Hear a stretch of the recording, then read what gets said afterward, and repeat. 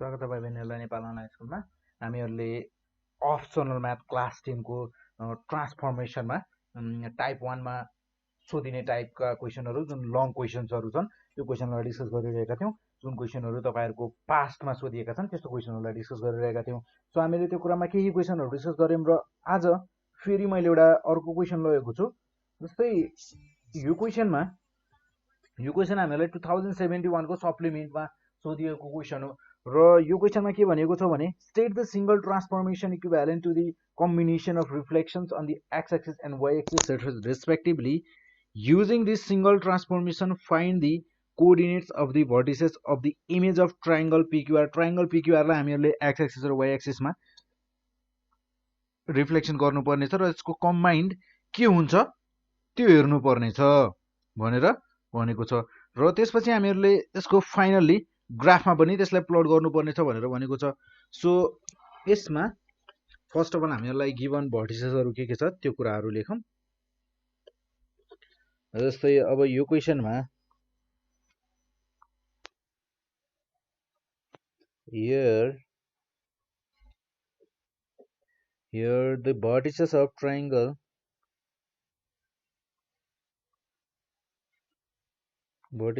triangle PQR are P 4,3 Q हामीहरूलाई given छ 1,1 र त्यसैगरी R छ हामीहरूको 5,-1 गिभन छ र हामीहरूले यसलाई first of all we have reflection in x axis गर्नेछौं र त्यसपछि reflection on y axis then हामीहरूले यसको कम्बाइन्ड रिलेसन चाहिँ के हुन्छ त्यो पनि हेर्नेछौं। देन जस्तै मेरो ऑब्जेक्ट छ हैन, ऑब्जेक्ट छ र object x, y coordinates object को र यसलाई हामीहरूले यदि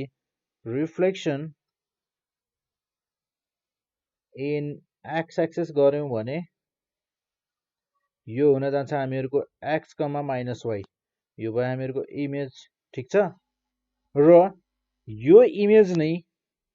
र त्यसैगरी ऑब्जेक्ट यदि x, y छ भने हामीहरूको reflection in y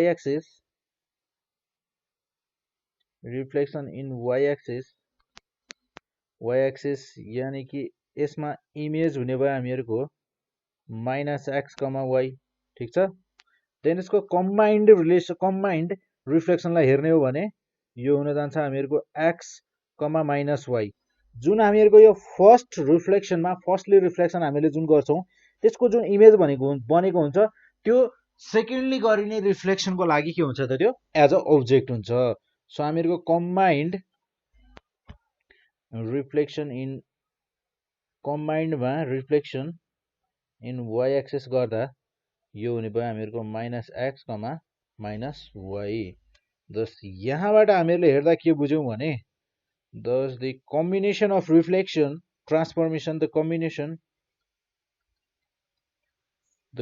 of transformation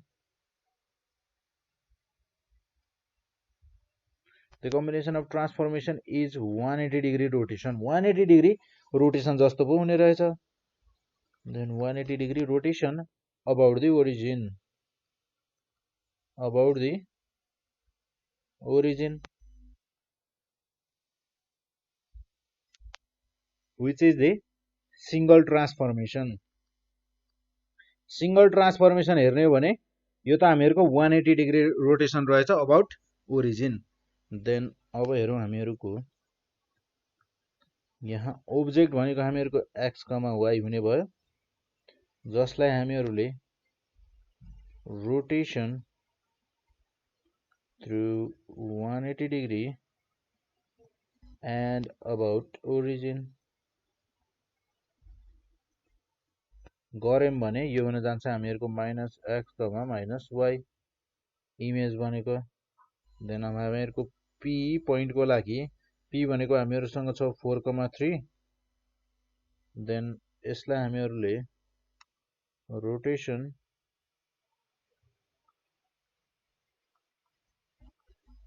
through 180 degree about origin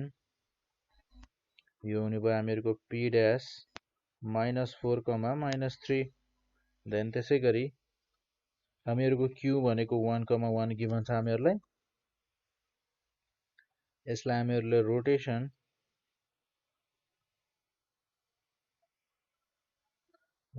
through 180 degree about origin गर्यौं भने q dash भनेको हामीहरुको -1, -1 देन r छ हामीहरुको 5, -1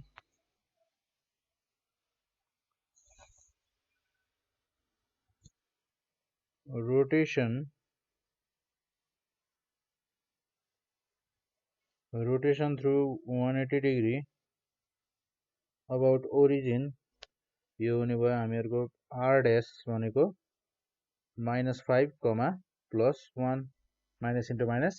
प्लस हुने भयो देन -5, +1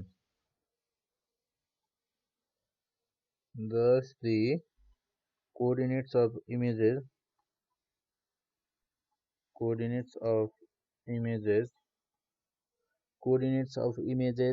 are इमेज का कोअर्डिनेटहरु के हुने भयो त -4, -3 र त्यसै गरी q dash -1, -1 र त्यसै गरी हामीहरुको r dash भनेको छ -5, -1 अब हामीहरुको फाइनली ग्राफमा देखाउन मात्र बाँकी छ हामीहरु यसलाई ग्राफमा देखाउँछौं यहीँनिर साइडमा र यसको ग्राफ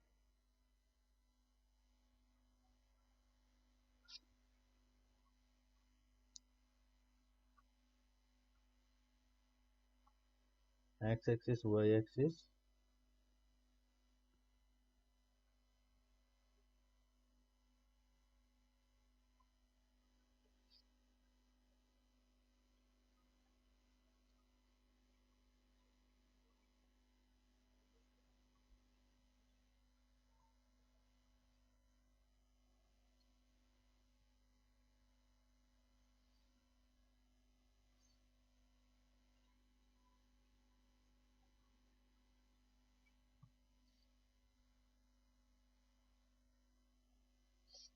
यो भयो हामीहरुको x एक्सिस र यो y एक्सिस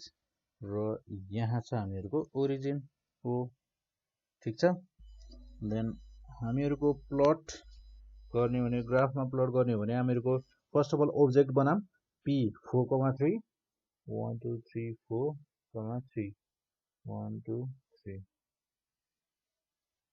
p 4,3 र त्यसै गरी हामीहरुसँग छ q 1, 1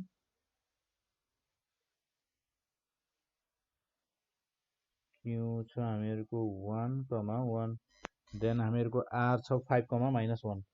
2 3 4 5 5, 1 r छ हामीहरुको 5, -1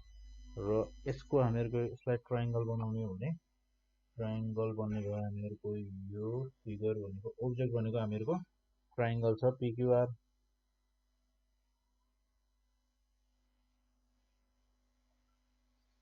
देन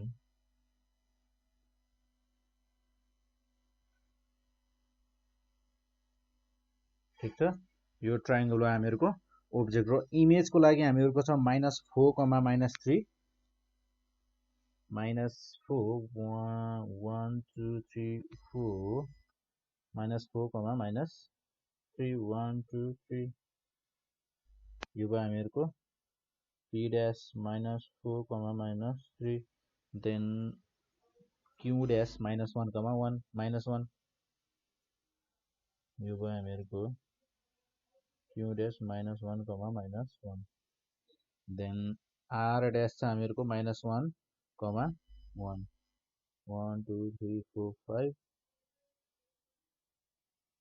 r dash छ हामीहरुको -5, 1 देन यसको ऑब्जेक्ट यानी कि इमेज ऑब्जेक्ट को इमेज हुन जाने भयो हामीहरुको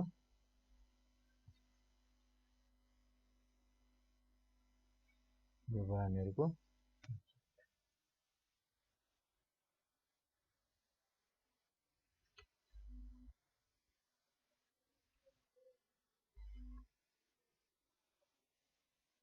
हामीहरुको इमेज भनेको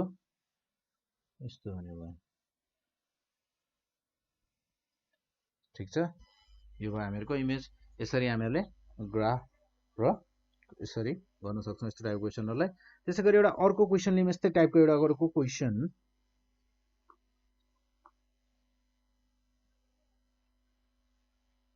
जस्तै अब यहाँ मैले एउटा अर्को क्वेशन लिएको छु र यो क्वेशनमा के भनेको छ भने find the coordinates of a image of a quadrilateral ABCD with vertices हामीहरुलाई एउटा क्वाड्रिलेटरल दिएको छ जसको भर्टिसेसहरु छन् एबी र एबी सी र डी चारवटा भर्टिसेस छन् ठीक छ क्वाड्रिलेटरलको र फर्स्ट भर्टिसेस हामीहरुको ए को कोअर्डिनेट दिएको छ 6,2 र बी को छ हामीहरुको 10,2 र सी 11,4 र त्यसैगरी D 5,4 under the combined transformation of the reflection on x-axis then on y-axis first of all x-axis मा यसलाई रिफ्लेक्सन गराइयो र त्यसपछि y-axis मा रिफ्लेक्सन गराइयो भनेर भनेको छ र हामीहरुलाई यो क्वेशनमा ग्राफ बनाउनु पर्ने जरुरी छैन यसमा ग्राफको कुरा गरेको छैन र यो क्वेशन 2068 रेगुलरमा सोधिएको क्वेशन हो रेगुलरको स्टुडेन्ट्सहरुलाई सोधिएको क्वेशन हो र यसमा ग्राफ बनाउनु पर्ने जरुरी छैन र यसमा हामीहरुले जस्ट ट्रान्सफर्मेसन गराएर रिफ्लेक्सन गराएर देखाउनु पर्ने छ फर्स्ट अफ अल हामीहरुले यसलाई रिफ्लेक्सन गराउनु पर्ने छ on X axis then on Y axis so question त्यति गाह्रो छैन सो यसलाई हामी सुरु गरिहाल्छौं है देन हामीहरुलाई गिभन यहाँ हियर coordinates of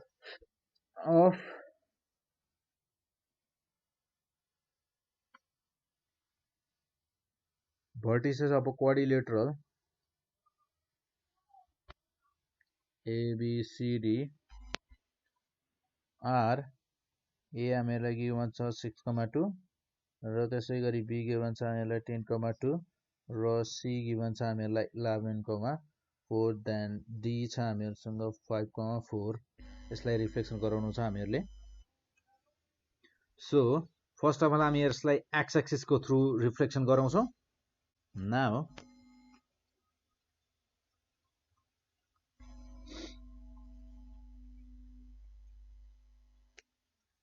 ऑब्जेक्ट हामीहरुको x, y छ भने यसको इमेज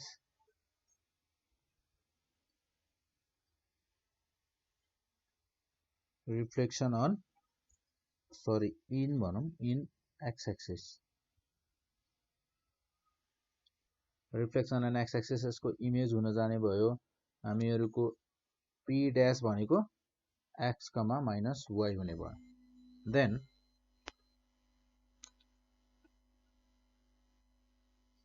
हामीहरुको यहाँ a छ हामीहरुको 6,2 यसलाई reflection on in x axis गर्यो भने a डैश भनेको हामीहरुको हुन जाने भयो 6, -2 देन हामीहरुको b हामीहरुलाई गिभन छ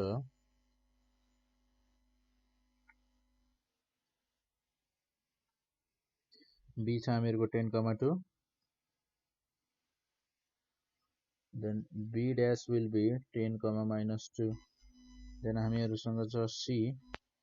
छ हामीहरुको 11,4 र it will be 11, -4 c dash भनेको 11, -4 हुने भयो र त्यसैगरी हामीहरुको d छ हामीहरुलाई गिभन d हामीहरुको छ 5,4 so d dash भनेको 5, -4 सबैमा के हो त हामीहरुको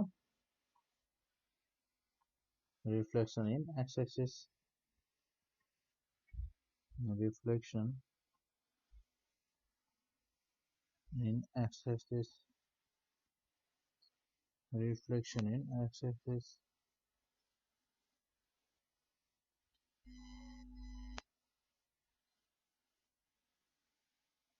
reflection in x-axis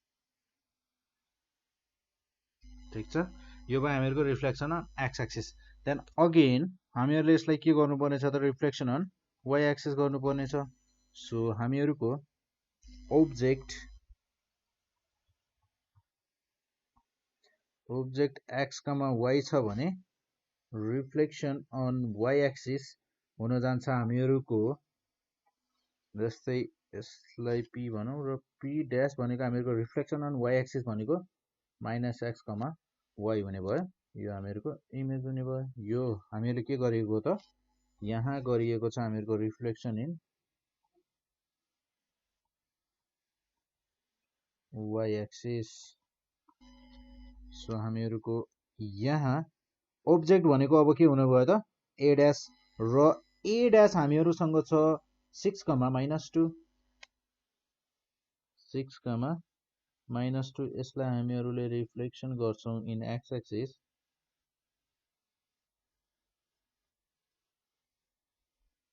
which reflection in y axis then a double dash will be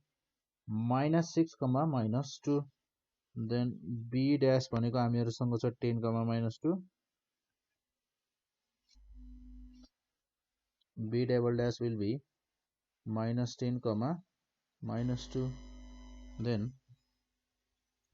हामीहरुसँग c dash छ 11, -4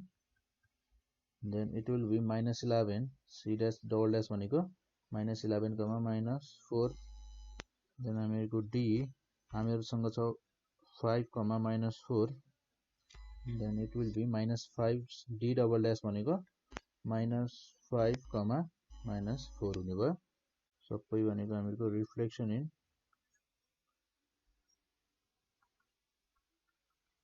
y axis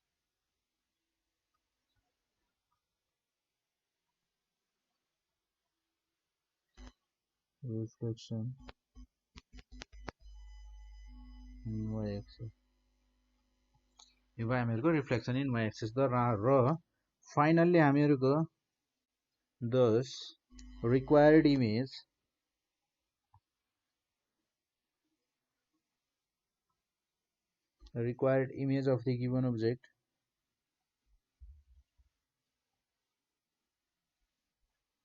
of the given object are